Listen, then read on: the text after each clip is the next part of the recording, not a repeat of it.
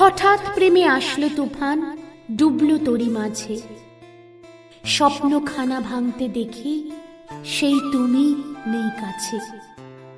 বিনিদ্র রাত জাগবে দুজন, দু চোখ ভেজা ঘুম। আবির রঙে রাঙা হবে ভালোবাসার মরশুম।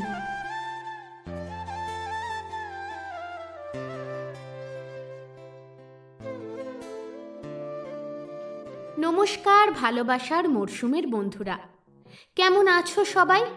কেমন কাটছে তোমাদের দিনকাল? আশা করি নিশ্চয়ই ভালো আছো, আরও ভালো হয়ে যাবে যখন আজকের গল্পটা তোমরা শুনবে।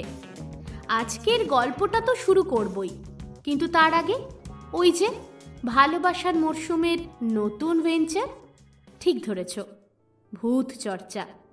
কবে? কেন? প্রত্যেক শনিবার ঠিক রাত 11টায় নিয়ে চলে আসি গা ছমছমে ভূতের গল্প। এই শনিবার কিন্তু থাকছে রাতের অতিথির দ্বিতীয় তথা অন্তিম পর্ব। কি সবাই শুনবে তো? কি বললে? এখনো চ্যানেলটা সাবস্ক্রাইবই করনি? না না, এটা করলে তো চলবে না। চলে যাও আগে ডেসক্রিপশন বক্সে, ওখানে লিঙ্কটা দেওয়া রয়েছে। চ্যানেলটা আগে সাবস্ক্রাইব করো, তারপর গল্প শুনে অবশ্যই কমেন্ট করো কেমন লাগলো। এবার চলে আসি আজকের গল্পে, আদুরে ভালোবাসা। গল্পের লেখিকা আমি অন্তরা। গল্প পাঠে আজকে আমিই রয়েছি তোমাদের সঙ্গে। গল্পের অন্যান্য ভূমিকায় অবশ্যই প্রীতম তো রয়েছে, আর সেই সঙ্গে রয়েছে জিনিয়া, চৈতালি এবং অচ্যুতা। চলো তাহলে আর দেরি না করে শুরু করব আজকের গল্প, আদুরে ভালোবাসা।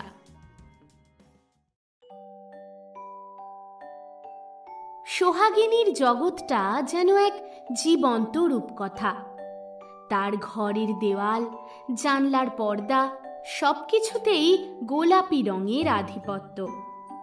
সেই ঘরের মাঝে গোলাকার একটি সাদা বিছানায় যেন মেঘের মতো ভাসছে সে। রাত পোশাকে গোলাপের পাপড়ির মতো মিষ্টি একটা মেয়ে, সোহাগ, সোহাগিনী। তার মুখে লেগে আছে এক শান্ত মৃদু হাসি, যেন সে ঘুমিয়ে ঘুমিয়ে তার স্বপ্নের রাজপুত্রের সঙ্গে কথা বলছে।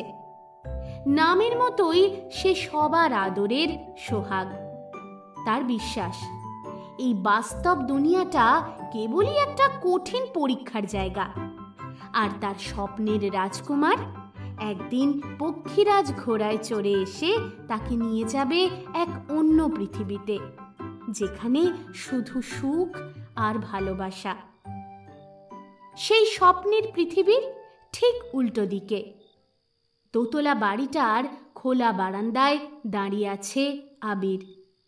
তার হাতে জ্বলন্ত সিগারেট, পরনে কালো পোশাক। একভাবে সে তাকিয়ে আছে সোহাগিনীর ঘরের দিকে। তার বয়স মেরে কেটে 28। আবির বাস্তববাদী, লেখাপড়া ভালোবাসে। সে স্বপ্নে বাঁচে না, কিন্তু মনে প্রাণে চায় সোহাগিনী যেন নিশ্চিন্তে তার স্বপ্নের পৃথিবীতে বেঁচে থাকে। এই পৃথিবীর কোনো যন্ত্রণাই যেন সোহাগিনীকে স্পর্শ করতে না পারে। সোহাগিনীর জীবনের সমস্ত কঠিন পরিস্থিতি আবির নিজের কাঁধে তুলে নিতে প্রস্তুত।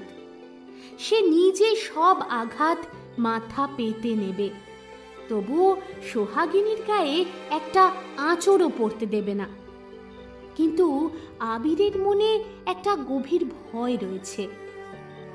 ও ভয় পায় সেই দিনটাকে, যেদিন সোহাগিনী তার স্বপ্নের জগৎ থেকে বাস্তবের কঠিন মাটিতে আছড়ে পড়বে। সেদিন কি পারবে আবির সোহাগিনীকে রক্ষা করতে? পারবে কি তার ভাঙা স্বপ্নগুলোকে জোড়া লাগাতে? রাত জাগা দুটো চোখ শুধু সেই চিন্তাতেই মগ্ন থাকে। আবির জানে ওর আর সোহাগিনীর সম্পর্কটা এখন কেবলই একতরফা। তাতে অবশ্য কিছু যায় আসে না আবিরের। সোহাগিনীকে ভালোবাসার জন্য সোহাগিনীর মতামত প্রয়োজন নেই আবিরের। জন্ম থেকে একটা জিনিসই তো জেনে বড় হয়েছে, ওর বাড়ির উল্টো দিকের ওই যে মেয়েটা ওর মায়ের আদরের মিনি, আর ওর সোহাগ শুধু এ জন্মই নয়, আগামী প্রতিটা জন্মে শুধুমাত্র আবিরের।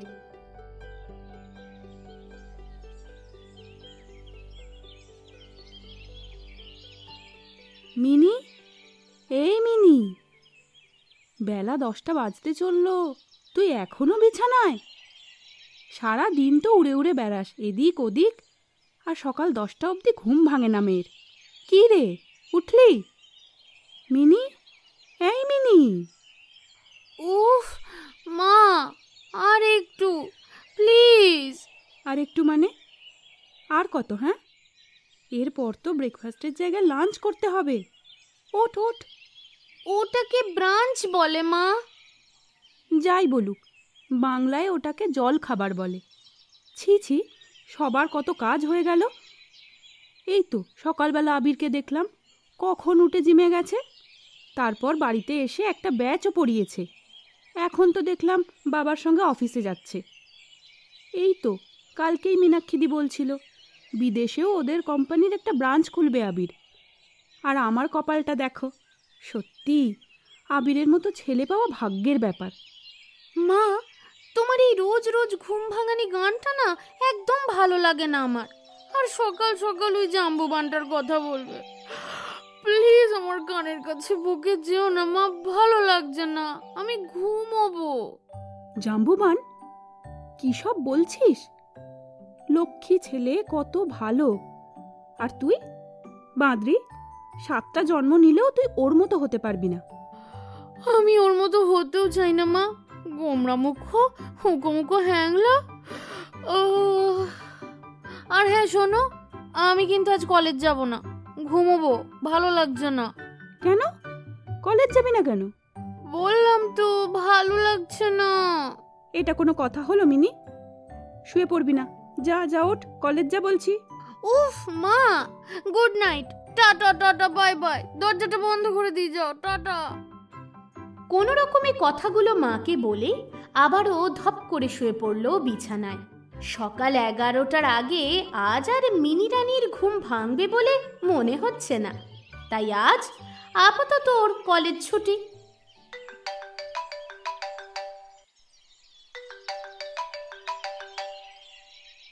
কি গো, এখনো ওঠোনি? ভাবলাম কলেজে যাবে তাই ফোন করলাম। না, আজ আর যাব না, ভালো লাগছে না। তুমি কোথায়? আমি তো তোমাকে চমকে দেবো বলে তোমার বাড়ির কাছেই দাঁড়িয়েছিলাম, তারপর দেখলাম তুমি বাড়ি থেকে বেরোচ্ছই না, তাই বাধ্য হয়ে কল করলাম। চলো না, আজ আমরা দুজন কোথাও ঘুরে আসি, বেশ খানিকটা দূরে। দূরে? কত দূরে? অনেক দূরে, যেখানে শুধু তুমি আর আমি যাব। হ্যাঁ, আচ্ছা কলেজ টাইমে ফিরে আসতে পারবো তো? না, তা কি করে হবে, একটা রাত তো থাকতেই হবে। আরে মন্দারমণি কি আর এখানে? মন্দারমণি? পাগল নাকি তুমি? আমার বাবা যদি জানতে পারে না, ঠ্যাং ভেঙে বাড়িতে ফেলে রাখবে। অত সহজ নাকি? তোমার তো 18 বছর বয়স হয়ে গেছে। আমার কথা বলিনি সোনা, তোমার কথা বলছি। আমাকে একটু বকাবকি করবে ঠিকই, তবে তোমার ঠ্যাং আর তোমার থাকবে না। আর তাছাড়া জাম্বুবানের হাত থেকে কি করে নিস্তার পাবো? তুমি তোমার এই নেইবার দাদাটাকে কেন যে এত ভয় পাও? আরে ও একজন থার্ড পারসন, তোমার লাইফে এত নাক গলায় কেন বলো তো? কারণ ওর নাকটা না এই এত লম্বা। আর তাছাড়া ছোট থেকে আমরা পাশাপাশি বাড়িতে বড় হয়েছি। আমার বাবা মা তো ওকে অন্ধের মতো বিশ্বাস করে। কোথায় যাচ্ছি, কার সঙ্গে মিশছি, কি খাচ্ছি, ওর কাছে সব খবর চলে যায়। তাহলে তো ভাই বোনের সম্পর্ক। না না না, পাগল নাকি? ওই রকম আবার ভাই হয় নাকি? ওরকম ভাই হলে আমি কবে জলে ডুবে মরে যেতাম। ওর সঙ্গে আমি কোনো সম্পর্ক পাতাতে রাজি নই বাবা। দূর, তুমি কোথাকার কথা কোথায় নিয়ে যাচ্ছ? প্লিজ সোনা, চলো না, আমার খুব ইচ্ছা করছে। চলো না চলো না। আহারে, কি করবে বলো? তার চেয়ে বরং ভিক্টোরিয়া যাবে, বাদাম ভাজা খাবো। না, ভিক্টোরিয়া নয়, তাহলে বরং কোনো পার্কেই যায়। না না, আমার বাবা খুব ভয় করে। তার চেয়ে বরং আমরা এখন ফোনে গল্প করি, চলো। তারপর যখন আমাদের বিয়ে হয়ে যাবে, তুমি আর আমি শুধু ঘুরে বেড়াবো। দীঘা যাব, মন্দারমণি, দার্জিলিং, ব্যাঙ্গালোর, ভাইজ্যাক। দূর, সব মাটি করে দিলে। এই, আমি এখন ফোন রাখছি। তোমার কলেজ নেই, কিন্তু আমার আছে বাবা। আমি যাচ্ছি, বাই। এই রনিত, এই রনি, রাগ করলে নাকি? এই এই যা। ধপ করে ফোনটা কেটে দিল রনি। সোহাগিনীরও মনটা খারাপ হয়ে গেল। হতাশভাবে একটা দীর্ঘশ্বাস ফেলল, কিন্তু পরক্ষণেই আবার মেজাজ বদলে গেল। একটা লম্বা হাই তুলে সে বিছানা ছেড়ে শয্যা নেমে মায়ের কাছে চলল, কারণ তার এখন খিদে পেয়েছে। মা, ও মা, মা, ও মা, খুব খিদে পেয়েছে। বলছি আজ লাঞ্চে চিলি চিকেন আর ফ্রাইড রাইস খাবো। এই তো বললে ঘুমোবো, ভালো লাগছে না, খিদে পেয়ে গেল? হ্যাঁ, খিদে পেয়ে গেল। তুমি বানাবে না বানাবে না? যদি না বানাও আমি কিন্তু অর্ডার করব, আর অর্ডার করতে যদি না দাও আমি কিন্তু মিমির কাছে চলে যাচ্ছি। এই এক সর্বক্ষণের হুমকি চলছে, কিছু হলেই অমনি মিমির কাছে চলে যাব। দেখবো দেখবো, যখন সত্যি সত্যি মিমির কাছে গিয়ে থাকার সময় হবে, তখন থাকবি নাকি বাপের বাড়ি আসার জন্য কান্নাকাটি করবি? মা প্লিজ, ওই জাম্বুবানটাকে না আমি কোনোদিন বিয়ে করব না। মুখো হ্যাংলা। করবো না বললেই হবে মা, তোমার সব আবদার মানলেও এটা কিন্তু মানবো না। বিয়ে তো তোমায় ওকেই করতে হবে। দূর, তুমি না সব সময় কেমন করো। আমি আর যাবই না মিমির কাছে, আমি ঘরে যাচ্ছি, ভাল লাগে না। ওকে অভিমান করতে দেখেই হেসে ফেললেন অসীমা দেবী।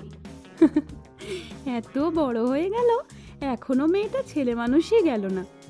সারাদিন স্বপ্নের রাজ্যে ভেসে বেড়াবে, আর এদিক থেকে ওদিক হলেই কেঁদে ভাসাবে মেয়ে আমার।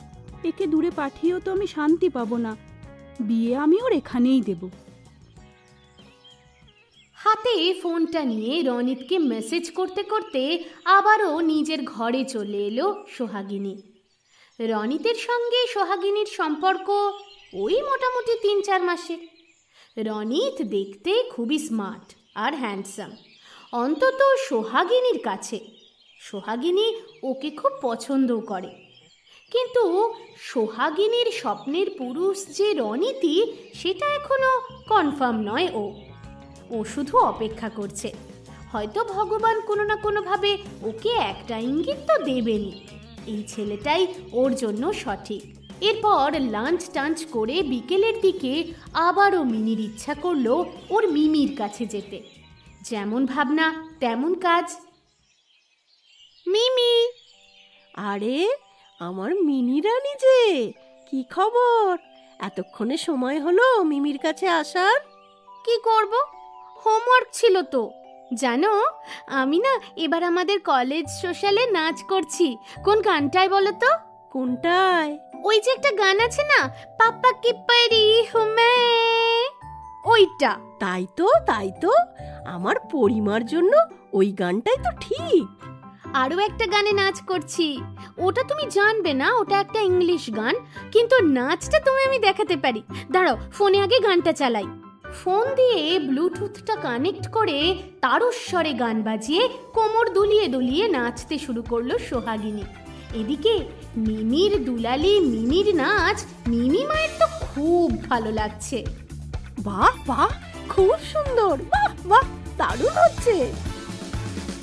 আনন্দে হাততালি দিয়ে ফেললেন উনি। এদিকে তার পুত্র যে বাড়িতে অফিস থেকে অনেকক্ষণ আগে ফিরে এসেছে, সেদিকে তার একেবারেই খেয়াল নেই। চিৎকার করে গান তার একেবারেই নাপসন্দ, আর এসব নাচ টাচ তো আরোই নয়। আহ, কি হচ্ছেটা কি? এটা কি মাছের বাজার নাকি? চমকে উঠল সোহাগিনী, দৌড়ে গিয়ে গানটা বন্ধ করে দিল। ও তুই দেখেছিস, তোকে কফি পাঠাতে ভুলে গেছি। কখন এসেছিস? যা যা ঘরে যা, আমি কফি পাঠাচ্ছি। সামলানোর চেষ্টা করলেন মীনাক্ষী দেবী। আচ্ছা তার আগে বলো তো, এসব ছুঁচোর কীর্তন করছিলে কেন এখানে? আর একজনের কি কলেজ পড়াশোনা এসব কিছুই নেই? সারা দিন নৃত্য করছে। মিমি, ওকে বলে দাও এটাকে এক্সট্রা ক্যারিকুলার অ্যাক্টিভিটিস বলে, আর আমার কলেজ সোশ্যালে আমি ডান্স করছি। এক্সট্রা ক্যারিকুলার অ্যাক্টিভিটিস নাকি? কলেজ কামাই করে বাড়িতে বসে থেকে নাচ হচ্ছে। মিমি, আমি বাড়ি যাচ্ছি, আমার পড়াশোনা আছে। কোথাও যাচ্ছ না তুমি। এক্ষুনি মায়ের কাছ থেকে কফিটা নিয়ে আমার ঘরে এসো, কথা আছে। মিমি। আচ্ছা আচ্ছা, মিনি রানী আমাদের খুব ভালো মেয়ে, এক্ষুনি কথা শুনবে। যা তো মা, কফিটা নিয়ে আবিরকে দিয়ে আয়। মৃদু হেসে আবারও সিঁড়ি দিয়ে নিজের ঘরে চলে গেল আবির। বিরক্ত মুখে দাঁড়িয়ে রইল মিনি। মিমি, এ তুমি কি করলে? এর থেকে তো বাঘের গলায় মালা পরানো অনেক সোজা। যা না, বলছে যখন কফিটা দিয়েই আয় না, না হলে আরো অশান্তি করবে। জানিস তো কিরকম উগ্রচণ্ডালের মতো রাগ। হ্যাঁ, আমি যাই, আর তোমার ওই বাঘের মতো ছেলে গপ করে আমাকে গিলে ফেলুক। কিচ্ছু হবে না, তুই যা, কিচ্ছু বলবে না। তুমি কিচ্ছু জানো না। আগের বার যখন ডেকেছিল টেবিল জিজ্ঞাসা করেছিল, পারিনি বলে 12 থেকে 20 সব নামতাগুলো আমাকে দাঁড় করিয়ে মুখস্থ করিয়ে তবে ছেড়েছিল। সে তো তোর ভালোর জন্য। ভালো না হাতি, জাম্বুবান একটা। বিরক্ত মুখে কফির ট্রেটা হাতে নিয়ে সিঁড়ি বেয়ে উপরে উঠছে মিনি, অর্থাৎ সোহাগিনী। মিমি মায়ের কথা ফেলতে চায় না সে, খুব ভালোবাসে মিমি মাকে। যাও এখন জাম্বুবানটাকে কফি দিতে, আর চারটি জ্ঞান শুনে আসতে হবে এবার। আবিরের ঘরের সামনে এসে এক মুহূর্তে থমকে দাঁড়ালো ও। একটা লম্বা শ্বাস টেনে দরজায় টোকা দিল। আবিরের ঘরটা একদম অন্যরকম, গোছানো, বইপত্র আর ফাইল দিয়ে ভর্তি। ঘরের এক কোণে একটা ডেস্ক, তার উপর ল্যাপটপ আর কিছু ফাইল খোলা। আবির চেয়ারে বসেছিল। আয়। আবিরের শান্ত গম্ভীর কণ্ঠস্বর শুনে সোহাগিনীর বুকের ভেতরটা ধড়ফড় করে উঠল।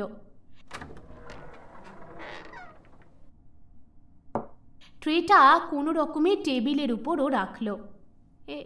এই নাও। আজ কলেজ যাসনি কেন? ভালো লাগছিল না। শুধু কলেজ নয়, শুনলাম 3 দিন ধরে প্রাইভেট টিউটরের কাছেও যাচ্ছিস না। কি ব্যাপার তোর? সোহাগিনী অবাক হয়ে গেল। আবির যে ওর প্রতিটা পদক্ষেপের খবর রাখে তাও ভালো করেই জানে, কিন্তু 3 দিনের এই খবরটাও ওর কাছে পৌঁছে গেছে একেবারেই ভাবেনি। ভালো লাগছিল না। আর ওর বাবা মাকে দেখো, সারাক্ষণ ওর ভালো লাগা মন্দ লাগা এইসব নিয়ে চিন্তা করে ব্যস্ত থাকে। আরে এভাবে কলেজ কামাই করে সারা দিন ফোন নিয়ে পড়ে আছে। দাঁড়া, এবার দেখছি তোর ডেটা কানেকশনটাও বন্ধ করে দিতে হবে। সোহাগিনীর মেজাজ গরম হতে শুরু করলো। মনে মনে ভাবলো, উফ, আবার শুরু হয়ে গেছে। সারা দিনের ফ্রাস্ট্রেশন এবার ওর উপরেই ঝাড়বে। কি হলোটা কি? মুখ বন্ধ কেন? উত্তর কই? আমি যা খুশি তাই করব, তাতে তোমার কি? তুমি আমার অভিভাবক নও। হ্যাঁ, অভিভাবক নই? তবে রে, তোর ঠ্যাং ভাঙার জন্য তোর বাবা যখন আমাকে দায়িত্বটা দিয়েছেন তখন সেই অধিকারটুকুও নিশ্চয় দিয়েছেন। সারা দিন পড়ে পড়ে ঘুমোনো তোর বার করছি, দাঁড়া। এই এই সত্যি করে বল, পড়তে যাচ্ছিস না কেন তুই? আমি তোমার কাছে জবাব দিতে বাধ্য নই। যা খুশি তাই করব। যা খুশি তাই করবি? ঠিক আছে, আমিও তাহলে যা খুশি তাই করব। আজ থেকে তোর সব ওই ওটিটি সাবস্ক্রিপশন ক্যান্সেল। আর আঙ্কেলকে বলবো কলেজে ফোন করে যেন বলে দেয় ওই সব নাচ গান থেকে তোর নাম যাতে কেটে দেওয়া হয়, ও সব বন্ধ। হ্যাঁ হ্যাঁ হ্যাঁ, সব বন্ধ করে দাও, বাড়িতে তালা দিয়ে রাখো, যা খুশি তাই করো। তবু আমি ওই স্যারের কাছে পড়তে যাব না। যাবি না? সোহাগিনীর এই অপ্রত্যাশিত রাগে আবির অবাক হয়ে গেল। মেয়েটা জেদি, ছেলে মানুষই করে, কিন্তু অবাধ্য নয়। নিশ্চয়ই এর পেছনে কোনো ঘটনা আছে। আবির শান্ত চোখে সোহাগিনীর দিকে তাকিয়ে রইল।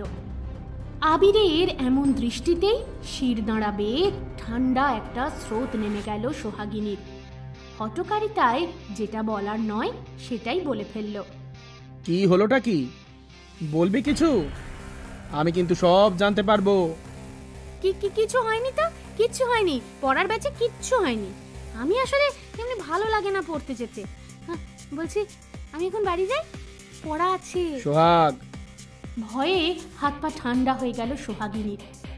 এবার যতক্ষণ না সবটা জানবে কিছুতেই ছাড়বে না এই জাম্বুবান। কি হয়েছে বলবি, নাকি এক্ষুনি টানতে টানতে স্যারের কাছে নিয়ে যাব? করুণ দৃষ্টিতে আবিরের দিকে তাকালো সোহাগিনী, তারপর বলল, লাস্ট রবিবার যেদিন পড়তে গিয়েছিলাম সেদিন স্যার সবাইকে ছেড়ে দিল, শুধু আমাকে বসিয়ে রাখলো। তারপর সবাই চলে যাওয়ার পর আমাকে বলল আমি নাকি পড়াশোনায় খুব উইক, তাই আমাকে আলাদা করে পড়াবেন। আর তারপর আমার হাতটা ধরে। আমাকে বলিসনি কেন আগে?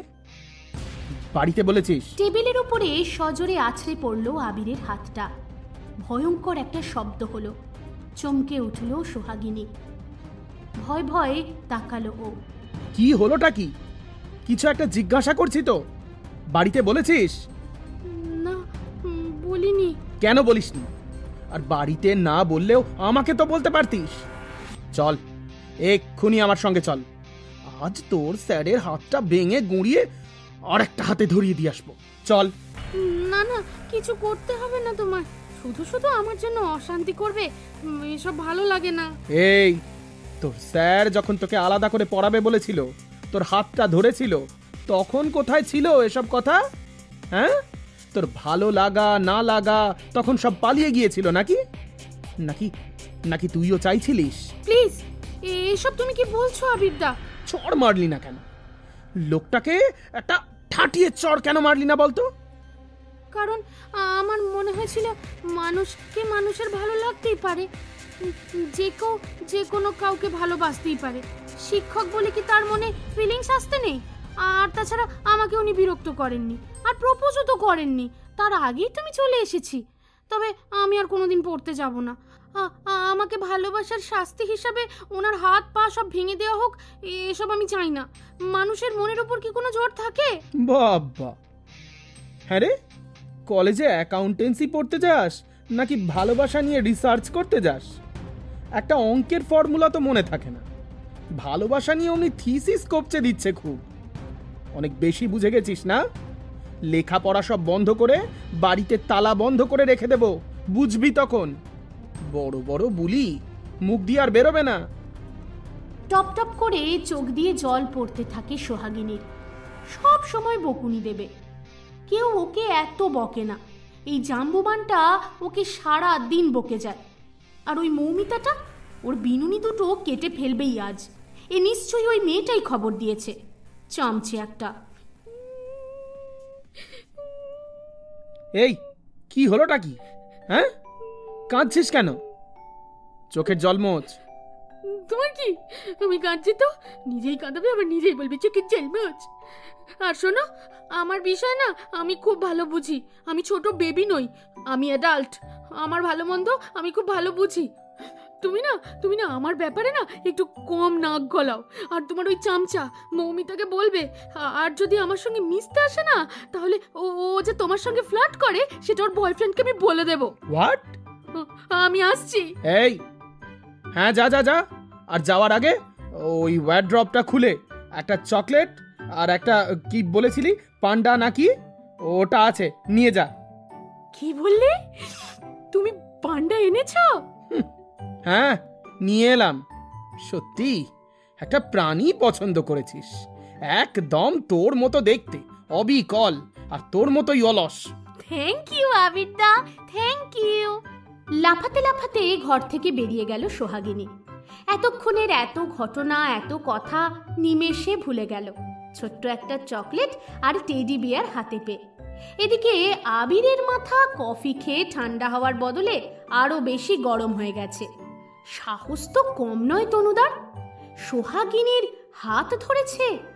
না না, একে তো এত সহজে ছেড়ে দেওয়া যাবে না। ক্লাবের ছেলেদের বলে একটা ব্যবস্থা করতেই হবে, যাতে আর কোনো মেয়ের সঙ্গে কোনো অসভ্যতা করতে না পারে। কিন্তু পরক্ষণেই মনে পড়ল সোহাগিনীর কথাটা।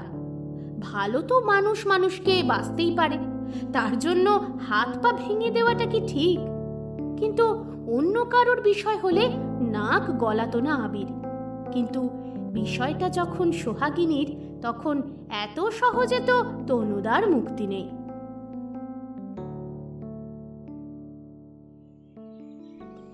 আজ কলেজ ছুটির পরেই পাশের রাস্তাটা ধরে হাঁটছিল রনিত আর সোহাগিনী।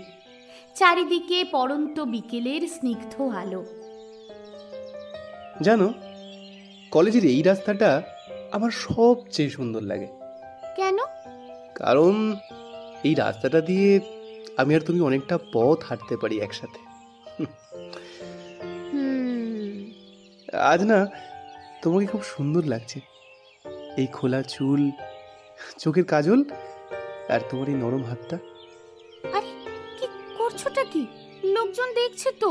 আরে কেউ দেখছে না, আমি শুধু তোমাকে একটু ছুঁয়ে দেখতে চাই। কেন যে তুমি দূরে দূরে পালাও?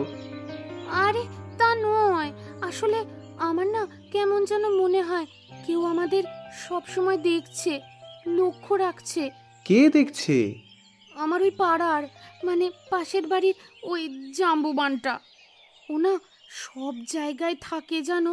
ছোটবেলায় আমার ফ্রকের পকেটে যদি আমি চকলেট লুকিয়ে রাখতাম, ও ঠিক বলে দিত। উফ, তুমি কেন যে কথায় কথায় ওই লোকটার কথা বলো? ও কে হয় বলো তো? তোমার ভাই, বন্ধু? না না, ও আমার অদৃশ্য বডিগার্ড। রনিত হতাশ হয়ে একটা দীর্ঘশ্বাস ফেলল। ওর মনে হলো ও যার সঙ্গে হাঁটছে তার মনটা অন্য কোথাও চলে গেছে। কিছু আর বলল না রনিত। এভাবেই চলে যাচ্ছিল দিন। একদিকে মা বাবা আর মিমিমার আদর, অন্যদিকে রনিতের সঙ্গে লুকিয়ে লুকিয়ে প্রেম, আর আবিরদার নজর এড়িয়ে স্বপ্নের পৃথিবীতে ভেসে বেড়ানো। কিন্তু ওই যে কথায় আছে, শাক দিয়ে কি আর মাছ ঢেকে রাখা যায়? সোহাগিনী কিভাবে ধরা পড়ল তা জানার আগে কিভাবে ধরা পড়তে পড়তে বেঁচে গেল সেই গল্পটা আগে শোনা যাক। মা প্লিজ, মা আমরা তো কজন বন্ধু মিলেই যাব, প্লিজ পারমিশন দাও। ভোরবেলা বেরোবো আর রাত হওয়ার আগেই ফিরে আসবো। না মিনি, তোর বাবা শুনলে কিন্তু খুব রাগ করবে। আর আবির, ও যদি জানতে পারে বাড়ি তো মাথায় তুলবে। বাবা তো এখন নেই, ট্যুরে বাইরে গেছে, কিছু জানতে পারবে না। আর আবির দা, ও কি আমার লোকাল গার্জেন নাকি? সব কিছু ওকে জানাতে হবে কেন? ওর এই সব ব্যাপারে নাক গলানোটা না আমার একদম পছন্দ নয়। তোর পছন্দ নয় বললেই হলো? ভবিষ্যতে ওই বাড়িতেই তুই যাবি। আবিরের পুরোপুরি অধিকার আছে তোর ওপর। তোমাদের ইচ্ছেতে এগো সব কিছু হবে, তাই না? তাহলে তাই করো, আমি যাব না। ঠিক আছে, আমি যাবই না। সবাই যাচ্ছে, আমি যাব না।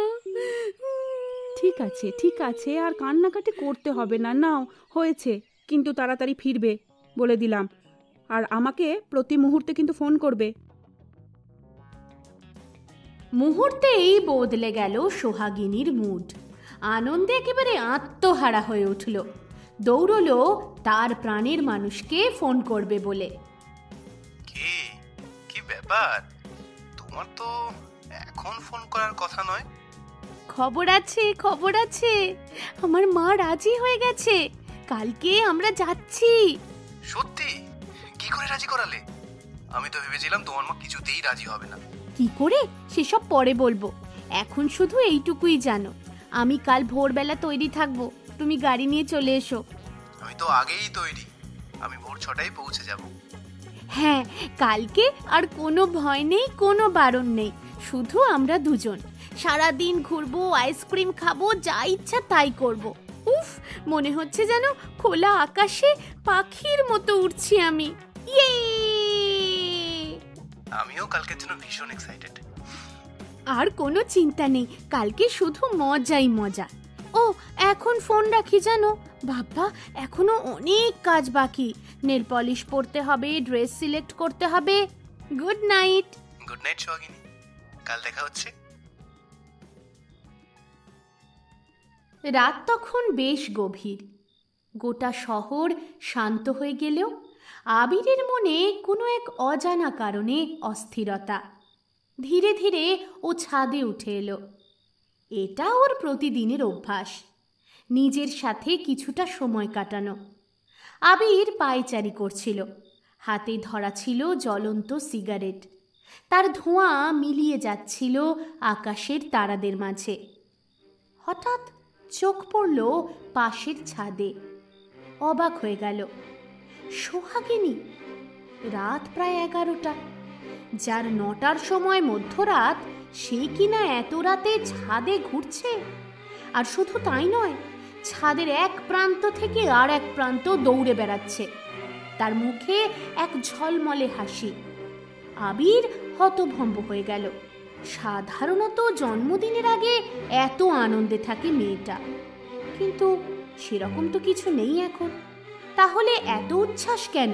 সোহাগিনীর চোখে মুখে এত আনন্দ দেখেই আবিরের মনে একটা গভীর সন্দেহ দানা বাঁধল। কি এমন হয়েছে মেয়েটা এতটা খুশি? এমন কি কিছু ঘটেছে যা আবির জানে না?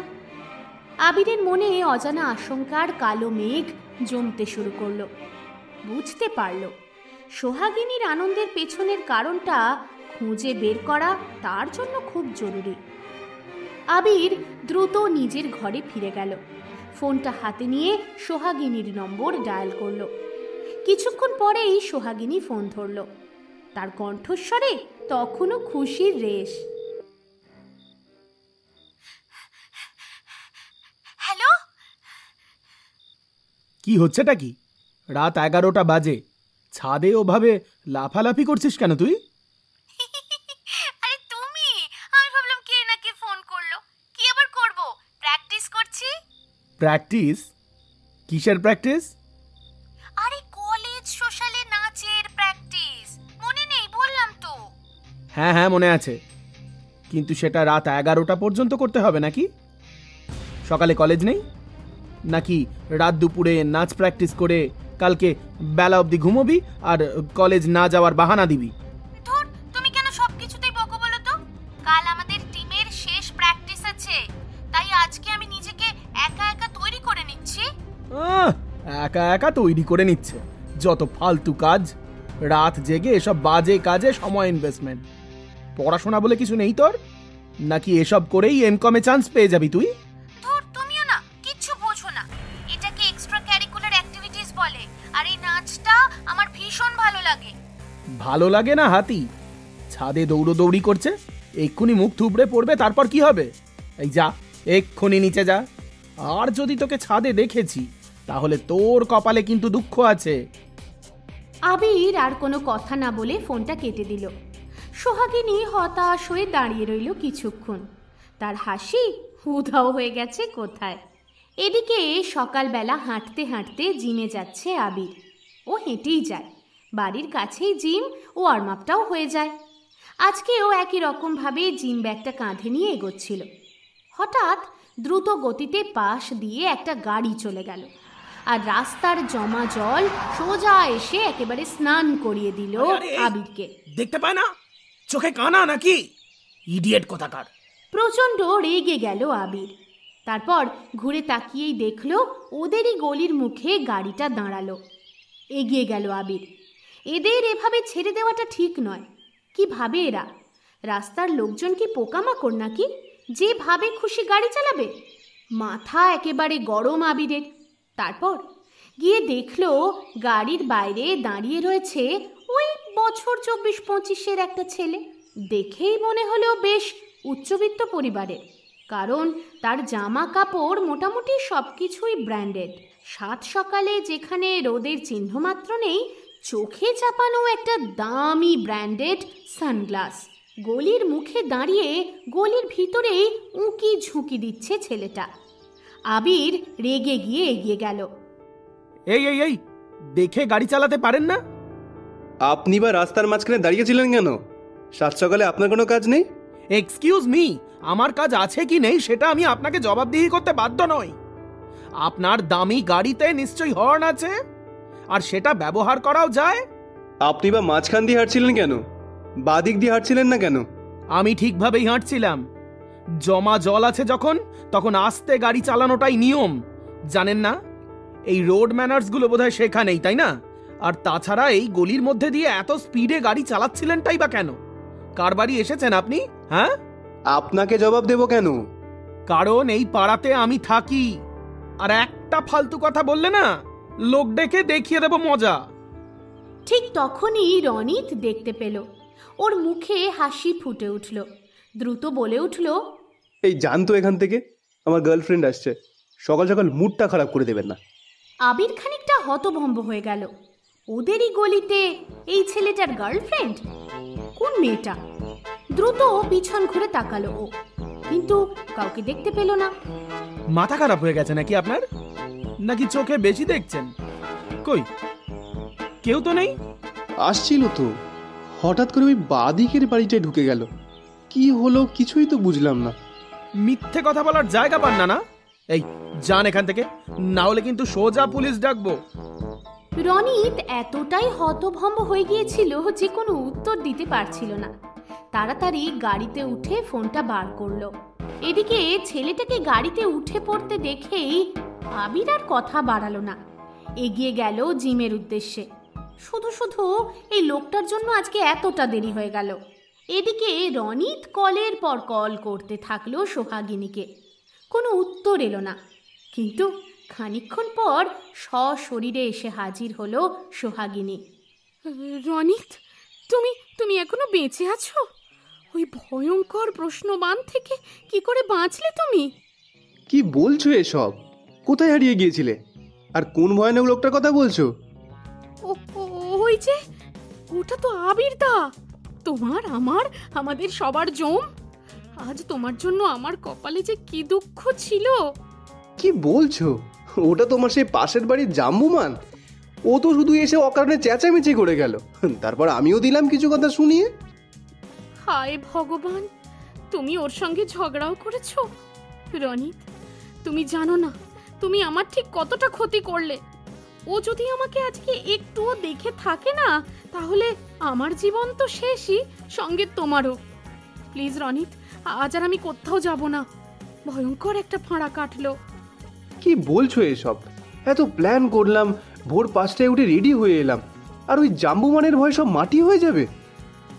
প্লিজ রনিত, আমার কথা শোনো। ও দেখতে নিরীহ, কিন্তু ওর চোখ দুটো না এক্স রে ভিশন। ও আমার সব খবর রাখে। আর তার উপর আজকে তোমার সাথে আবার ঝগড়া হলো। বাবা যদি ওর মুখ থেকে একবারও শুনতে পায় আমাকে সকাল সকাল গলিতে দেখা গেছে, তাহলে আমার তো জীবন শেষ। প্লিজ রনিত, প্লিজ আজকে তুমি ফিরে যাও। আমি এত দিন ধরে অপেক্ষা করছি এই দিনটার জন্য, আর তুমি না বলছো? আরে বাবা, ভয়টা কিসের? কিসের ভয়? আমার জায়গায় থাকলে বুঝতে পারতে। আমাদের পাড়ার হিরো ও, সকলের চোখের মণি।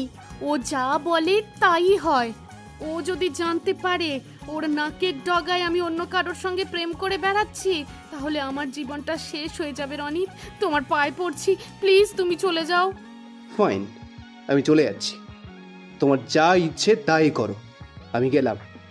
কিন্তু এটা মনে রেখো, তোমার এই জাম্বুমানি একদিন আমাদের দুজনের জীবনটাই বিষ করে তুলবে। রনিত রেগে মেগে নিজের গাড়ি নিয়ে বিদায় নিল। সোহাগিনী মনে মনে ঠাকুরকে একটা প্রণাম করলো। তারপর মন খারাপ নিয়ে এগিয়ে গেল বাড়ির দিকে। কি রে, কি হলো? বাড়ি চলে এলি? ধর, সরো তো এখান থেকে, ভালো লাগে না। দরজা আগলে দাঁড়িয়ে আছে। আশ্চর্য, অদ্ভুত মেয়ে তো। মিনি, এই মিনি, মিনি। আর কি, সবার আদরের সোহাগিনীর এখন মন খারাপ। সে গেল গোসা ঘরে খিল দিতে। এভাবেই কেটে যাচ্ছিল সোহাগিনীর দিন। জমের মুখ থেকে একদিন বেঁচে তো ফিরে এলো, কিন্তু রোজ রোজ কি আর বাঁচা যায়? তাই সোহাগিনী ইদানিং আর রিস্ক নেয় না। ওর রুটিনটা একেবারে ফিক্স। কলেজ ছুটি হয় বিকেল 5টায়, তারপর রনিত আসে। ওরা দুজন মিলে ঘুরে টুরে 6:30 নাগাদ বাড়ি ফেরে সোহাগিনী। সেদিনও তেমনটাই প্ল্যান ছিল। কলেজ গেটে দাঁড়িয়েছিল সোহাগিনী রনিতের অপেক্ষায়। পরন্ত বিকেলের স্নিগ্ধ আলোয় তার মন তখন ফুরফুরে। কিন্তু হঠাৎ কোথা থেকে চলে এলো আবির। কি রে, এখানে দাঁড়িয়ে আছিস? অটো পাসনি নাকি? আবিরকে দেখেই চমকে উঠল সোহাগিনী। বুক ধড়ফড় করল। দ্রুত এগিয়ে গেল ওর গাড়ির কাছে। তুমি এখানে কেন? ততক্ষণ গাড়ি সাইড করে গাড়ি থেকে নেমে এসেছে আবির।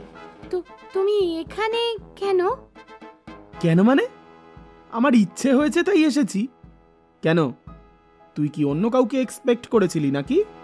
না না, মানে আমি তো এমনিই দাঁড়িয়ে আছি, কেউ আসবে না, কেউ আসবে না। সোহাগিনীর কথা শুনেই আরো বেশি সন্দেহ হয় আবিরের। এই, সত্যি করে বলতো, মিথ্যে কথা বলছিস না তো? আরে না গো না, মিথ্যে কেন বলবো?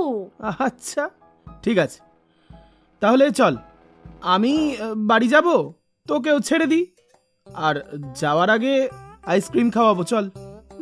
না না, আমার তো এখন বাড়ি গেলে হবেই না। ও কেন, কোথায় যাবে? আরে বাবা, আমার তো একটা প্রজেক্টের জন্য জিনিস কিনতে হবে। মানে দূর থেকে হাসি মুখে রনিতকে এগিয়ে আসতে দেখে সোহাগিনীর অবস্থা খারাপ। কথাগুলো মুখের মধ্যেই যেন কেমন জড়িয়ে গেল। রনিতকে ফিরে যাওয়ার জন্য হাতে করে ইশারা করতে থাকলো। এই, হাত দিয়ে কি করছিস? কি আছে পিছনে? কই দেখি দেখি দেখি দেখি, সর। আরে না গো না, মাছি মাছি মাছি তাড়াচ্ছিলাম, দেখো না। উফ, মাছি তাড়াচ্ছিস? এদিকে রনিত তখন কাছাকাছি চলে এসেছে। পিছন ফিরে দাঁড়িয়ে থাকা আবিরকে একেবারেই চিনতে পারেনি। সোজা সুজি সোহাগিনীর সামনে এসে দাঁড়িয়েও বলল, হ্যালো সোহা, কখন থেকে দাঁড়িয়ে আছো তুমি? ক্লাস হয়ে গেছে? মাথায় হাত দিয়ে ঘাড় নাড়তে শুরু করলো সোহাগিনী।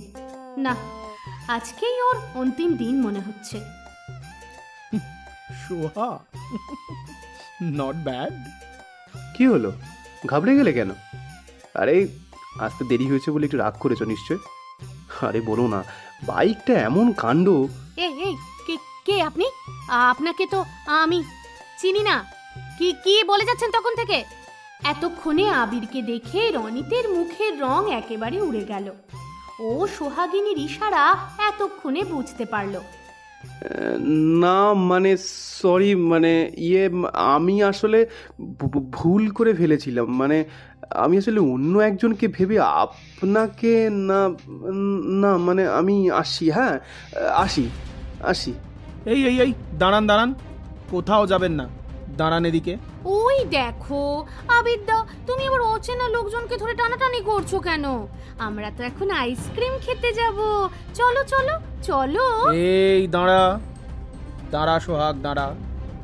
তারা কিসের? হ্যাঁ, ভালো করে আমার মুখের দিকে তাকিয়ে বলতো, আমার কপালে কি লেখা রয়েছে? আমি গাড়ল? কই না তো, তোমার কপালে তো কিচ্ছু লেখা নেই। কিন্তু আমার মনে হচ্ছে তুই তো দেখতে পাচ্ছিস, আর তাই তো আমাকে বোকা বানানোর চেষ্টাও করছিস।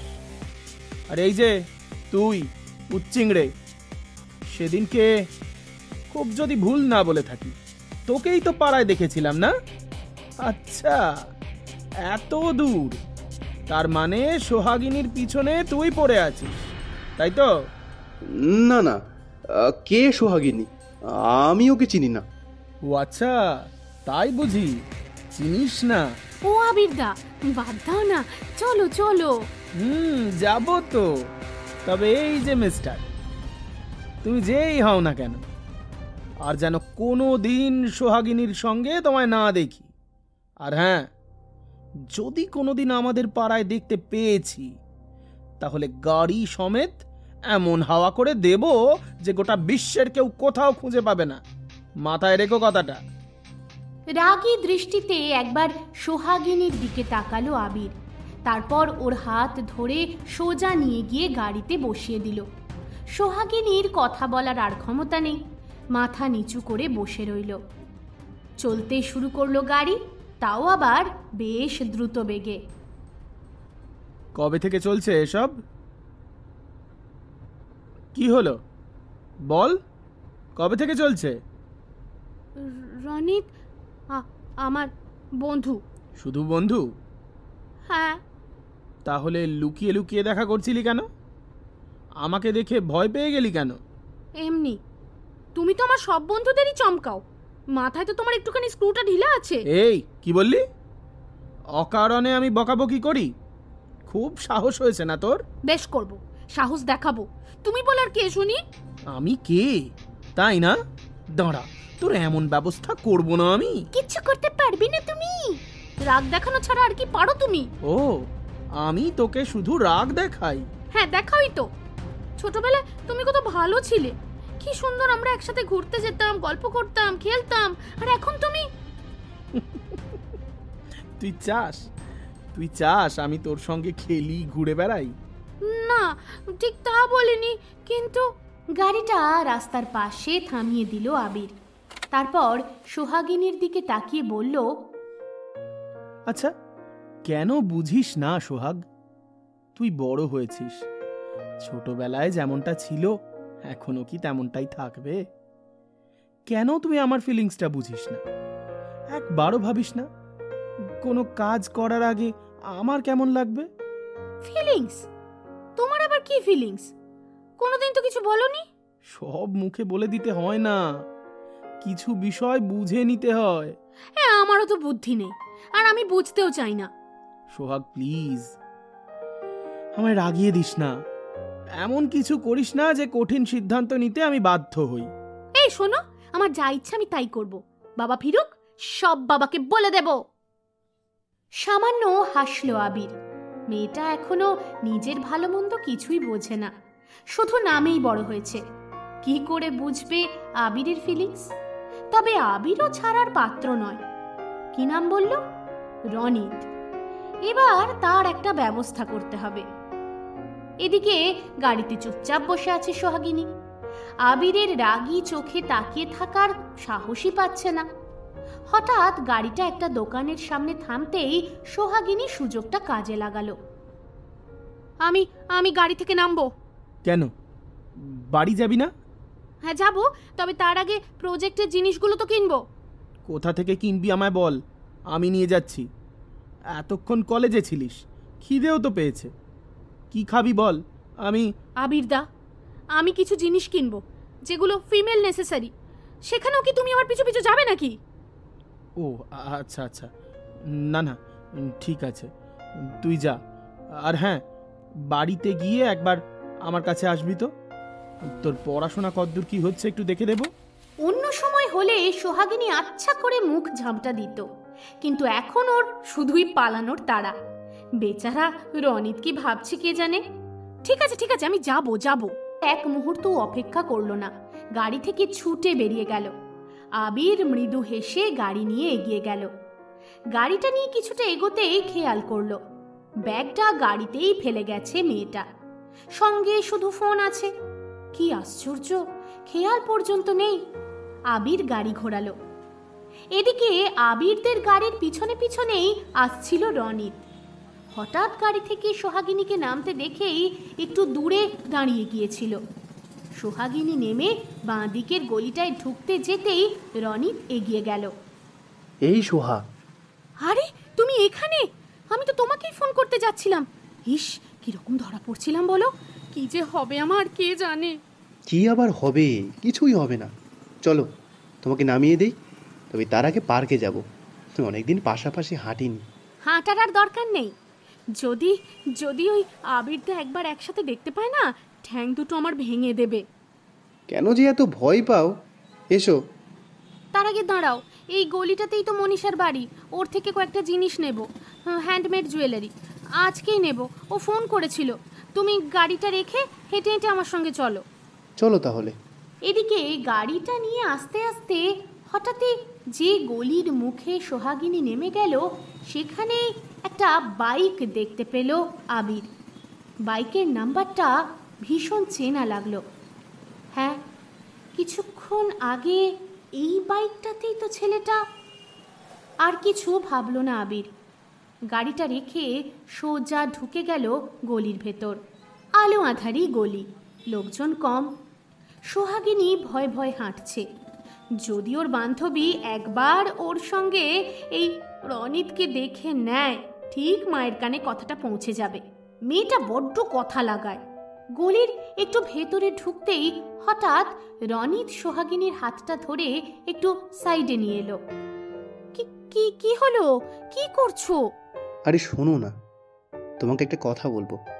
এই গলির মধ্যে এখন তোমার কথা মনে পড়ছে বলার? বলো বলো, চটপট বলো, আমি জিনিসগুলো নিয়ে বাড়ি যাই। উফ, যদি একটু দেরি হয় না, আবির তা ঠিক বাড়িতে। তোমার সবসময়ই তাড়া, একটু দাঁড়াও না। এই দেখো, তোমার কপালে কি যেন একটা লেগেছে। কপালে কিছু একটা লাগার বাহানা দিয়ে নিজের ডান হাতটা সোহাগিনীর কপাল বরাবর আলতো করে ছুঁয়ে দিল রনিত। আর ঠিক তখনই সজোরে একটা থাপ্পড় এসে পড়ল ওর গালে। ছিটকে রনিত গিয়ে পড়ল হাই ড্রেনের পাশে। তো তুমি এখানে, মানে এখানে কি করে? তাই তো বলি, গাড়িতে ব্যাগ ফেলে দিয়ে এত কিসের তাড়া তোর? এই সব করিস তুই রাস্তাঘাটে? ছি ছি ছি ছি ছি ছি, তোকে আমি ভদ্র মেয়ে ভাবতাম। আমি ভদ্রই, আর আমি রনিতকে ভালোবাসি। তোমার সাহস কি করে হলো ওর গায়ে হাত দেওয়ার? আরে সবে তো চড় মেরেছি, বেশি বাড়াবাড়ি করলে না হাতটাই ভেঙে দেব। ওর গায়ে হাত দিয়ে দেখো না তুমি আমি কি করি। এই কি করবি তুই? কি করবি তুই? ভারী হাতের একটা চড় খেয়ে মাথা ঘুরে গেছে রনিতের। তারপর দুজনকে ঝগড়া করতে দেখে আপাতত পালিয়ে যাওয়াটাই ঠিক মনে হলো। কোনো দিকে না তাকিয়ে দৌড়লো ও নিজের গাড়ির উদ্দেশ্যে। আমার জীবনে ইন্টারফেয়ার করাটা বন্ধ করো আবিরদা। তুমি যেটা চাইছো সেটা কোনোদিন হবে না। এই কি চাইছি আমি? কি আবার? আমাকে বিয়ে করে নিজের কাছে বন্দি করে রাখবে? বরাবরই তো তোমার জেদ, যা চেয়েছো তাই দখল করে নিয়েছো। এখন আমার উপরও সেটাই করছো। সোহাগিনী, চিৎকার করবে না, চোরের মায়ের বড় গলা।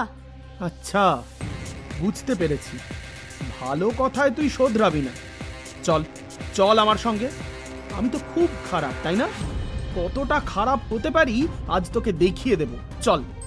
সোহাগিনীর হাত ধরে টানতে টানতে গলির বাইরে বের করে আনলো আবির। তার উগ্র রূপ দেখে রাস্তার লোকজনও কিছু বলার সাহস পেল না। আবিরের রাগ কেমন ভালো করেই জানে সোহাগিনী। মাথা নিচু করে সেও আবিরের সঙ্গে এগিয়ে গেল।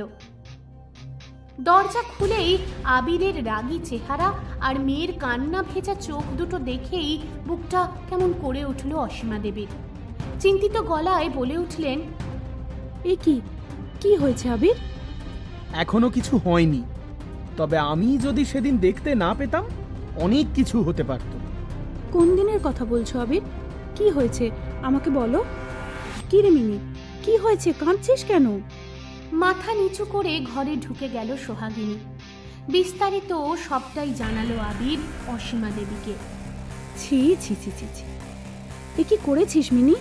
তোর জন্য তো লজ্জায় আমার মাথা কাটা যাচ্ছে। প্লিজ ওকে আর কিছু বলতে হবে না, যা বলার আমি বলেছি। আন্টি, আমি আজকেই আঙ্কেলকে ফোন করব একবার। আমাদের এঙ্গেজমেন্টের ব্যাপারটা আমি যত তাড়াতাড়ি পারি সেরে ফেলবো। আপনার কোনো আপত্তি নেই তো? মানে আপনার আমার উপর ভরসা আছে তো? হ্যাঁ হ্যাঁ বাবা, তোমার উপর আমার সম্পূর্ণ বিশ্বাস আছে। তোমার যেটা ঠিক মনে হয় তুমি সেটাই করো। আমি আজই ওর বাবাকে ফোন করছি।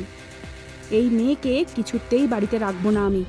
যত তাড়াতাড়ি সম্ভব বিদায় করবো ওকে। জল ভর্তি চোখে ওদের কথোপকথন শুনল সোহাগিনী। তারপর দ্রুত পায়ে চলে গেল নিজের ঘরে। ওর নিজের মাই যেখানে অন্যকে সাপোর্ট করে, সেখানে আরও নিজের কষ্টের কথা কি বলবে। ওকে চলে যেতে দেখেই আবির বলে উঠল, আন্টি, ওকে আর বকাবকি করতে হবে না। আমি ওকে যা বুঝিয়ে বলার সব পরে বলবো। আজ আসছি কেমন? কাল অফিস আছে আবার। ঘাড় নেড়ে হ্যাঁ বললেন অসীমা দেবী। ছেলেটাকে ছোট থেকেই দেখছেন, ভীষণ ভদ্র আর সেই সঙ্গে ভীষণ পাংচুয়াল সব ব্যাপারে। কেন যে ওর ওপর এত রেগে থাকে মেয়েটা বুঝতে পারে না অসীমা দেবী।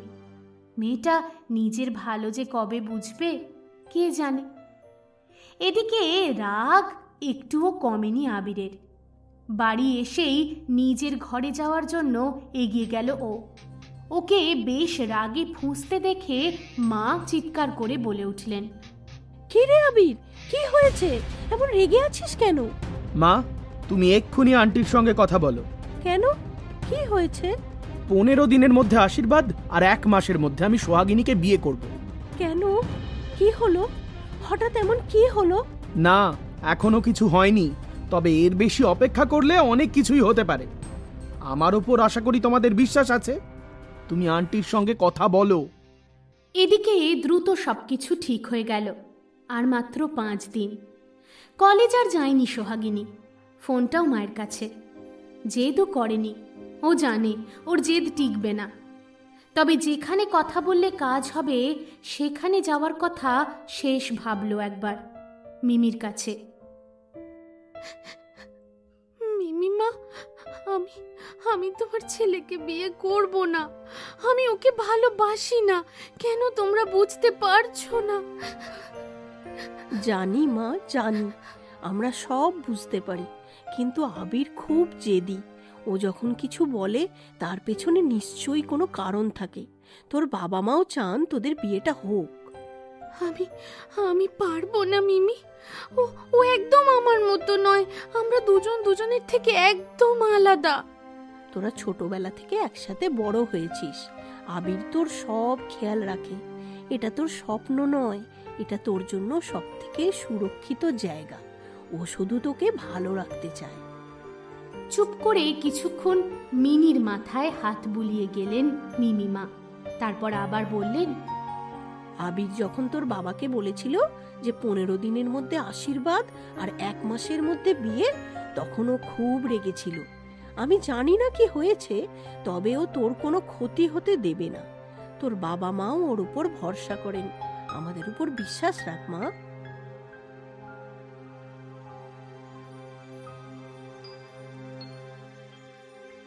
কান্না থেমে গেছে সোহাগিনীর। আবিরের মার কথায় তার রাগ কমে এলো। মাথা নিচু করে বসে রইল। মনে হাজারটা প্রশ্ন, কিন্তু কোনো উত্তর খুঁজে পেল না। আর কোনো অশান্তি করেনি মেয়েটা। তবে মনে মনে ঠিক করেছে কিছুতেই বিয়েটা হতে দেবে না। রনিতের সঙ্গে কথা হয়েছে। রনিত বলেছে সব পরিস্থিতিতে ওর পাশে আছে। দেখতে দেখতে আশীর্বাদের দিনটাও চলে এলো। আটকাতে পারল না সোহাগিনী। বাবা তো ওর সঙ্গে কথাই বলছে না। আশীর্বাদের দিন সবুজ পাড় হলুদ বেনারসি পরে নিজের ঘরে চুপচাপ বসে আছে সোহাগিনী। গা ভর্তি গয়না, কিন্তু মুখে আনন্দের রেশটুকুও নেই। বাহ, কি সুন্দর লাগছে। কত তাড়াতাড়ি মেয়েটা আমার কত বড় হয়ে গেল। আজ বাদে কাল শ্বশুর বাড়ি যাবে। আদিক্ষেতা করো না তো, যত নাটক। এসব তোর নাটক মনে হচ্ছে মিনি? বিশ্বাস কর, তোর ভালোর জন্যই আমি আর তোর বাবা এগুলো। আমার ভালো অনেক করেছো মা। আমার ইচ্ছের বিরুদ্ধে এমন একজনের সঙ্গে আমাকে জুড়ে দিচ্ছ যাকে মরে গেলেও আমি কোনোদিন ভালোবাসতে পারবো না। এ কি বলছিস? আবির খুব ভালো ছেলে, দেখিস তুই খুব খুশি থাকবি মা। আর তাছাড়া মিমিমাও তো তোকে কত ভালোবাসে বল। রনি তো আমাকে খুব ভালোবাসতো মা। আবার ওর নাম করছিস তুই? চুপ কর, চুপ কর। কেউ যদি শুনতে পায় কেলেঙ্কারি হয়ে যাবে। ঠিক আছে, নাম আমি করব না। তোমাদের যা ইচ্ছা তাই করো। আমিও বলে রাখলাম, আমিও আর কারোর কথা চিন্তা করব না, কারোর কথা না। ধুমধাম করে আশীর্বাদ হয়ে গেল। না, এঙ্গেজমেন্ট নয়, আশীর্বাদ। প্রথমে ছেলের বাড়ির সবাই মিলে গেল মেয়ের বাড়িতে। আশীর্বাদ করা হলো সোহাগিনীকে। তারপর মেয়ের বাড়ির সকলে এসে আশীর্বাদ করলো আবিরকে। এই দিন ছেলে মেয়ে একে অপরের সঙ্গে দেখা করে না। তারপর আবিরদের বাড়িতেই বসে হলো পাকা কথা। মাস 2 পর বিয়ের দিন ঠিক হয়েছে। 2 বাড়িতেই আনন্দের বন্যা বইছে। সবকিছুই ঠিকঠাক। তবুও সোহাগিনীর থমথমে মুখটা দেখে ভালো লাগছে না আবিরের। বুকের ভেতরটা কেমন যেন চিনচিন করে ব্যথা করছে। আশীর্বাদের দিন বেশ রাতে চুপচাপ নিজের বারান্দায় দাঁড়িয়েছিল ও। কখন যে মা এসে পাশে দাঁড়িয়েছে খেয়ালই করেনি।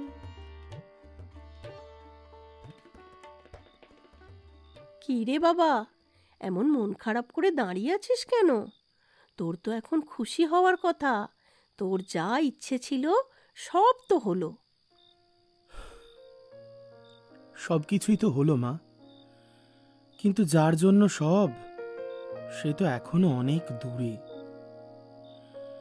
সে তো আমাকে ভুল বুঝেই চলেছে। জানি বাবা, মিনি এখনো ছোট। ও তোর জেদটা দেখেছে, ভালোবাসাটা তো দেখতে পাইনি। একটু সময় দে, সব বুঝবে। আর কতটা সময় দেব মা? তুমি তো জানো, ছোট থেকে একমাত্র ওকেই আমি চেয়েছি। নিজেকে ওর উপযুক্ত তৈরি করেছি, সারা জীবন ওর পাশে থাকবো ভেবেছি। কিন্তু ও শুধু আমাকে দূরেই ঠেলে দেয়। কেন মা, আমার অন্যায়টা কোথায় বলো? এত ঘৃণা কেন ওর আমাকে? না রে বাবা, ও তোকে ঘৃণা করে না।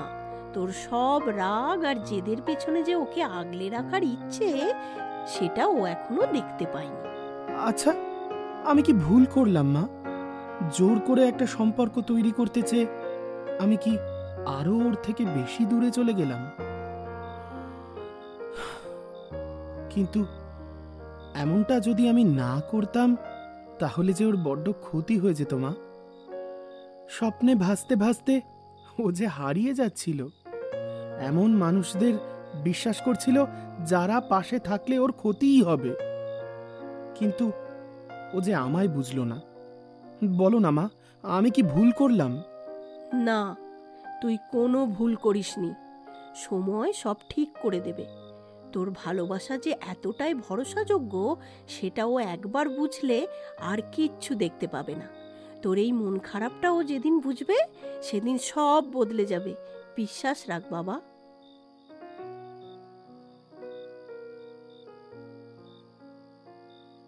ঘুম আসছে না আবিরের। বারান্দাতেই পায়চারি করছে। রাত তখন প্রায় 12:30। হঠাৎ পাশের বাড়ির গেটটা ধীরে ধীরে কেউ খুলছে বলে মনে হলো। ভালো করে দেখতেই ও বুঝতে পারল এটা তো সোহাগিনী। মাথাটা আগুন হয়ে গেল। এত রাত্রে কোথায় যাচ্ছে সোহাগিনী? আন্টি জানে? খেয়াল করলো আবির, সোহাগিনী বেরিয়ে এদিক ওদিক দেখছে। তারপর বড় রাস্তার দিকে এগিয়ে গেল। দ্রুত ফোনটা বার করে সোহাগিনীর নাম্বার ডায়াল করলো আবির, কিন্তু ফোন সুইচ অফ। কিছু একটা আন্দাজ করে ছুটে বাড়ি থেকে বেরিয়ে গেল আবির। একটু দূরত্ব রেখে সোহাগিনীর পিছু পিছু হাঁটতে শুরু করেছে আবির। তারপর বেশ কিছুটা হাঁটার পর একটা বাস স্টপেজে গিয়ে চুপ করে দাঁড়ালো সোহাগিনী। আবিরও ওর থেকে দূরত্ব রেখে দাঁড়িয়ে পড়ল। আশপাশ বেশ থমথমে, যদিও রাস্তায় যথেষ্ট গাড়ি চলাচল করছে। আবির লক্ষ্য করল মেয়েটা বেশ চঞ্চল হয়ে রয়েছে। বারবার এদিক ওদিক দেখছে, নিজের হাত ঘড়িতে সময় দেখছে। এইভাবেই কেটে গেল প্রায় 1 ঘন্টা। রাত তখন প্রায় 1:30। রাস্তাঘাট ফাঁকা হয়ে গেছে। এর মাঝখানে সোহাগিনীকে একবার কাঁদতেও দেখেছে আবির। ইচ্ছা করছিল ছুটে যেতে, কিন্তু মনকে সংযত করেছে। কিন্তু এখন বেশ রাত হয়েছে। সোহাগিনীর জন্য এইভাবে দাঁড়িয়ে থাকাটা নিরাপদ হবে না। তাই ধীরে ধীরে ওর কাছে এগিয়ে গেল আবির। তারপর গম্ভীর গলায় বলল, কি এলো না?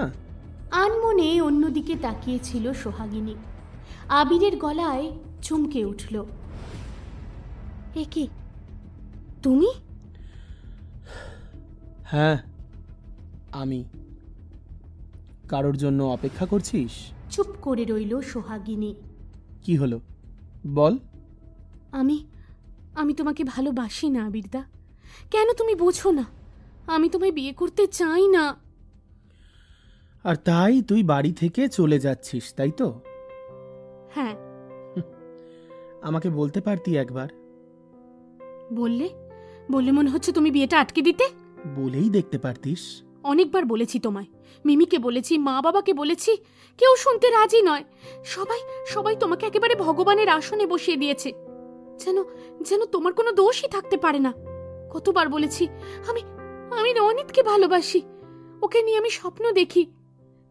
তুমি সে নও, তুমি আমার স্বপ্নের পুরুষ নও। আমি কি করে তোমার সঙ্গে সারা জীবন কাটাবো? তো আজ এখন এখানে রনিত আসবে? হ্যাঁ, আসবে। আমি হলে কিন্তু এতক্ষণে চলে আসতাম। এত দেরি হচ্ছে কেন? জানতে ইচ্ছে করছে না তোর? আমি আসার আগে ওকে ফোন করেছি, ও তো বলেছিল আসবে, কিন্তু এখনো এলো না, তাই তো? হ্যাঁ, চলে আসবে। আচ্ছা, তুমি ওকে কিছু করনি তো? মানে তুমি ওকে কিছু বলনি তো? অতটা অমানুষ আমি নই সোহাগ। তাহলে এক্ষুনি চলে আসবে, বলো, এক্ষুনি আসবে। অবশ্যই। রাত 2টো বাজে তো সবে, তাই না?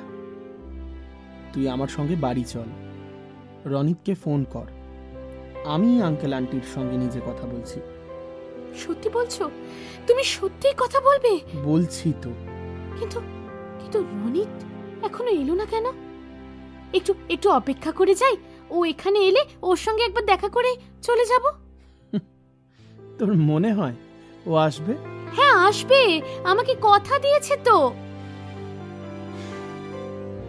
দীর্ঘশ্বাস ফেললো আবির। রনিতের সম্পর্কে সবকিছুই খোঁজ নিয়েছে ও। ছেলেটা একেবারেই ভালো নয়, অনেক মেয়েদের সঙ্গে ওর অ্যাফেয়ার। সবটা জানার পর কি করে সোহাগকে ওরকম একটা ছেলের হাতে তুলে দেবে? আবির জানে রনিত আসবে না। কি হলো, চল। বলছি, তোমার ফোনটা একবার দেবে? আমি একটা ফোন করব। নে। মুখস্থ নাম্বারটা দ্রুত ডায়াল করলো সোহাগিনী। ওদিকে তখন রিং হচ্ছে। ফোনটা রিসিভ হতেই সোহাগিনীর হাত থেকে ফোনটা কেড়ে নিল আবির। একে তুমি? হ্যালো, রনিত বলছো? সোহাগিনীকে ইশারায় চুপ করে থাকতে বলল আবির। তারপর ফোনটা স্পিকারে দিল। হ্যাঁ, বলছি। আপনি কে? আমি সোহাগিনীর বন্ধু মৈনাক বলছি। আমি আর ও বাস স্ট্যান্ডে দাঁড়িয়ে আছি। তোমার তো ওকে নিতে আসার কথা ছিল, তুমি আসছো তো? সোহাগিনী কি ওখানেই দাঁড়িয়ে আছে এখনো? হ্যাঁ, তোমার তো আসার কথা ছিল, তাই না? ভাই, প্লিজ আমাকে বাঁচাও। ওমা, কেন? কি হলো? আমি এখন বিয়ে করতে পারবো না, বিশ্বাস করো। আর তাছাড়া আমি ওকে বিয়ে করব কোনোদিন ভাবিও নি। আমাদের তো জাস্ট কয়েক মাসের অ্যাফেয়ার। এরই মধ্যে ও বাড়ি থেকে পালিয়ে আসতে চাইছে। আমি ওকে এড়িয়ে যেতেও পারছি না, আবার এভাবে পালিয়ে আমার বাড়ি থেকেও তো এসব মেনে নেবে না। আর সোহাগিনী ঠিক ওয়াইফ ম্যাটেরিয়াল নয়, ওর সঙ্গে আমি সারা জীবন কাটাতে পারবো না অন্তত। ও ভীষণ ডিম্যান্ডিং, জ্ঞান জ্ঞানে, কিরকম আদুরে টাইপের। ওরে এত ট্যান্ট্রাম আমি নিতে পারবো না। প্লিজ তুমি ওকে বুঝিয়ে নিয়ে বাড়ি চলে যাও, প্লিজ। ফোনটা কেটে দিয়ে আবির সরাসরি সোহাগিনীর চোখে তাকালো। ওর চোখে কোনো রাগ নেই, কেমন যেন অনুভূতিহীন দুটো চোখ। আবির গম্ভীর গলায় প্রশ্নটা করল, রনিতকে তুই ভালোবাসিস, তাই না? ওকে তুমি বিশ্বাস করেছিলাম আবিরদা, বিশ্বাস করো, মন থেকে বিশ্বাস করেছিলাম। ও তো আমাকে ভালোবাসতো। আমার স্বপ্ন, আমার সবকিছু এক মুহূর্তে ভেঙে চুরমার করে দিল ও, দেখো। আর কোনোদিন আমি কাউকে বিশ্বাস করতে পারবো বলো? ওকে বিশ্বাস করে আমি আমার বাড়ি থেকে, বাবা মায়ের কাছ থেকে পালিয়ে পর্যন্ত এলাম। আমি তো নিঃস্ব হয়ে গেলাম আবিরদা। আর কোনোদিন বাবা মায়ের মুখোমুখি দাঁড়াতে পারবো আমি? মানুষ মাত্রই ভুল হয় সোহাগিনী, তুইও একটা ভুল করেছিস, কিন্তু তার মানে তো আর এই নয় যে তোর জীবন শেষ হয়ে গেছে। চল বাড়ি চল।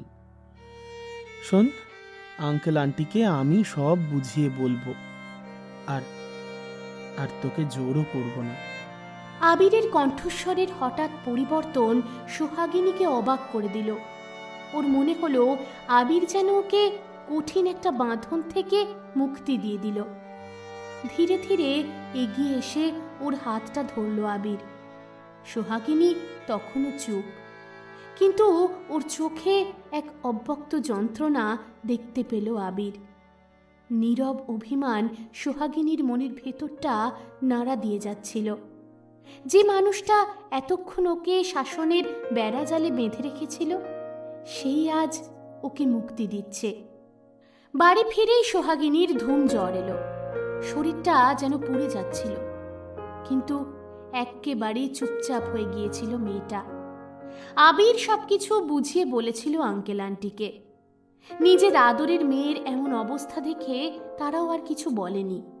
প্রথমে রাগ করলেও মেয়ের কষ্ট দেখে সবাই নরম হয়ে গেছে। তাদের যে মেয়েটা সারা দিন হাসি খুশি ছুটে বেড়াতো বাড়িময়, সে আজ শান্ত হয়ে গেছে। কারো সঙ্গে কোনো কথা বলছে না, ঘরের কোণে চুপ করে বসে আছে। দু চোখে কালি পড়ে গেছে, যেন কতদিনের ঘুম নেই। মনের ভেতরটা ভেঙে চুরে একেবারে শেষ হয়ে গেছে। যে স্বপ্নের ওপর ভর করে ও বাড়ি ছেড়েছিল, সেই স্বপ্নটাই তো ভেঙে গেল। এই কষ্টটা এতটাই বড় ছিল যে শরীরটাও অসুস্থ হয়ে গেল। এভাবেই কেটে গেল বেশ কিছুদিন। বাড়ির বাইরে বেরোয় না সোহাগিনী। বারান্দায় দাঁড়িয়ে থাকে চুপচাপ, কিংবা ঘরে শুয়ে থাকে। কলেজে যায় না, কারোর সঙ্গে কথা বলে না, বন্ধু বান্ধবরা এলেও এড়িয়ে যায়। মাঝে মাঝে আবির আসে দেখতে, ওর দিকে তাকিয়ে হাসে শুধু, কোনো কথা বলে না। এদিকে প্রায় 10 দিন হয়ে গেল জ্বর ছাড়ছে না। ডাক্তারবাবু বলেছেন সিরিয়াস কিছু নয়, কিন্তু মেয়েটা যে মানসিক আঘাত পেয়েছে সেটাও জানাতে ভোলেননি। কি হলো? খাবারটা খেয়ে নে মা, কাল রাত থেকে তো কিচ্ছু খাসনি। বললাম তো ভালো লাগছে না খেতে, নিয়ে যাও না খাবারটা। হঠাৎই দরজা ঠেলে ঢুকলো আবির, তারপর বলল, কি হলো আন্টি? দেখো না, কিচ্ছু খাচ্ছে না, জ্বরে গা পুড়ে যাচ্ছে। ওষুধ দেব, কিচ্ছু না খেলে ওষুধটা কি করে দেব বলো তো? ভালো লাগছে না আমার খেতে, কেন জোর করছো? আপনি আমাকে দিন, আমি দেখছি। ঠিক আছে, এখানে রাখলাম, দেখো তুমি পারো কিনা। খাবারের প্লেটটা টেবিলের উপর রেখে ঘরের বাইরে চলে গেলেন অসীমা দেবী। আবির প্লেটটা হাতে তুলে নিল, সোহাগিনীর মুখের সামনে ধরল। সোহাগিনী ঘাড় নেড়ে না বলল। তারপর আলতো করে ওকে বুঝিয়ে খাওয়াতে শুরু করলো আবির। সোহাগিনীও বাধ্য মেয়ের মতো খাচ্ছিল।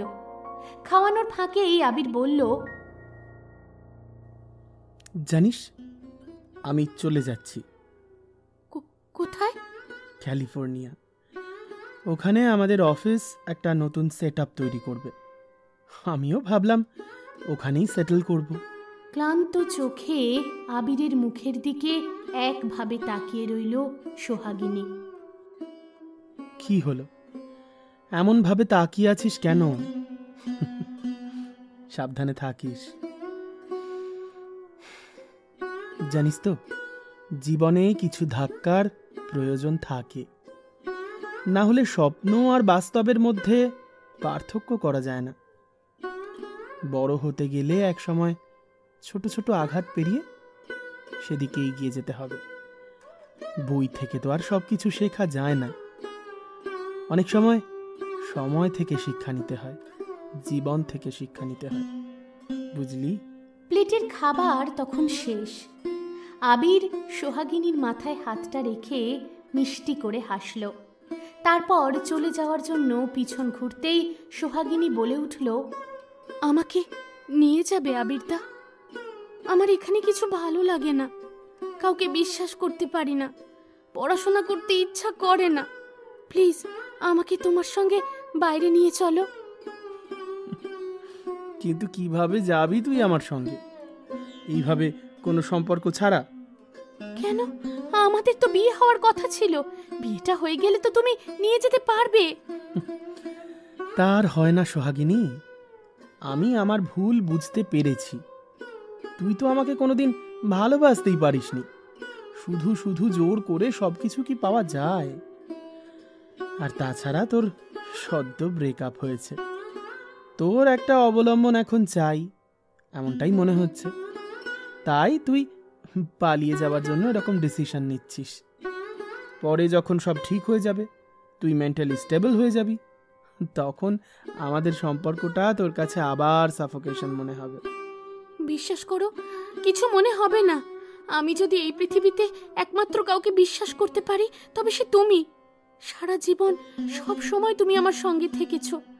আজ আমার এমন একটা সময়, তুমি আমার হাত ছেড়ে দেবে? ছেড়ে দিতে তো চাইনি সোহাগিনী, কিন্তু এখন আর সেই পরিস্থিতি নেই। তুই কোনোদিন আমাকে ভালোবাসতে পারবি না। তুমি তো আমাকে ভালোবাসো আবিরদা। তোমার একার ভালোবাসা কি আমাদের দুজনের জন্য যথেষ্ট নয়?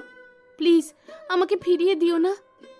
কিছু বলল না আবির, আলতো করে সোহাগিনীকে জড়িয়ে ধরল। পরের দিন ঘুম থেকে উঠতে দেরি হয়ে গেল সোহাগিনীর। হঠাৎই মা এলো ঘরে, তারপর ওর হাতে একটা কাগজ ধরিয়ে দিয়ে চলে গেল। মায়ের থমথমে মুখটা দেখে অবাক হয়ে গেল সোহাগিনী। কাগজটা খুলতেই চোখ দুটো জলে ভরে উঠল ওর। কাগজে লেখা ছিল, সোহাগ, জানি না কবে থেকে, কিন্তু যবে থেকে ভালোবাসা কি জানতে পেরেছি, বুঝতে শিখেছি, তবে থেকে শুধু তোকেই ভালোবেসেছি। তোকে ছাড়া অন্য কাউকে বিয়ে করব এ আমি স্বপ্নেও ভাবতে পারিনি কোনোদিন। কিন্তু হঠাৎ করে তোর গতকালের হঠকারী সিদ্ধান্তে আবার সবকিছু এলোমেলো হয়ে যেতে পারত। সত্যি এটাই যে তুই নিজেকে নিজেই চিনতে পারিসনি। বুঝতে পারছিস আর একটু সময় তোর প্রয়োজন। তাই বলতে পারিস পালালাম, ব্যাঙ্গালোর যাচ্ছি, ওখান থেকে ক্যালিফোর্নিয়া যাব। যোগাযোগ রাখবো তোর সঙ্গে, কথাও বলবো, বলতে পারিস একে অপরকে সময় দেব। তারপর যদি তোর সত্যি সত্যি মনে হয়, বিয়ে তো আর পালিয়ে যাচ্ছে না বল, তবে তার মধ্যেও তোর যদি মনে হয় তোর জন্য অন্য কেউ পারফেক্ট, তবে তাকে নিজের করে নিস। কেমন? আবির। কাগজটা বুকের কাছে চেপে ধরল সোহাগিনী। তারপর মনে মনে বলল, আমি অপেক্ষা করব আবিরদা, তোমার জন্য আমি সারা জীবন অপেক্ষা করব।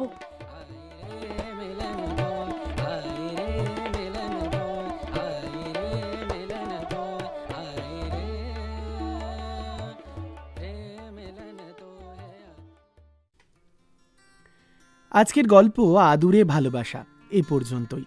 যদি আজকের গল্পটা ভালো লেগে থাকে তাহলে চটপট একটা লাইক আর কমেন্ট করে জানাতে ভুলো না কিন্তু।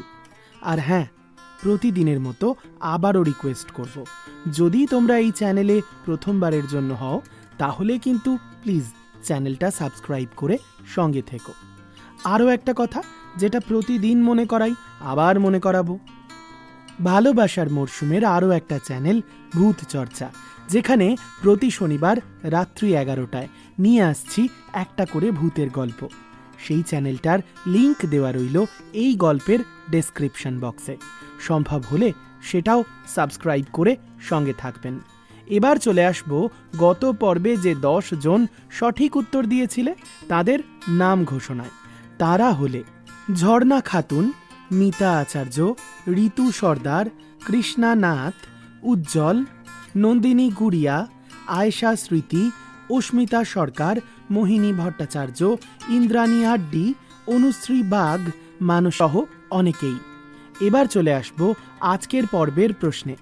আজকের প্রশ্ন হল, সোহাগিনীর কলেজের বন্ধু যার সঙ্গে ভালোবেসে সোহাগিনী বাড়ি ছাড়তেও চেয়েছিল, সেই ছেলেটার নাম কি? যদি গল্পটা মন দিয়ে শোনা হয়ে থাকে তাহলে এই প্রশ্নের উত্তর কিন্তু ভীষণ সহজ। তাই চটপট মোবাইল ফোনটা নাও আর কমেন্ট বক্সে টাইপ করো সঠিক উত্তর।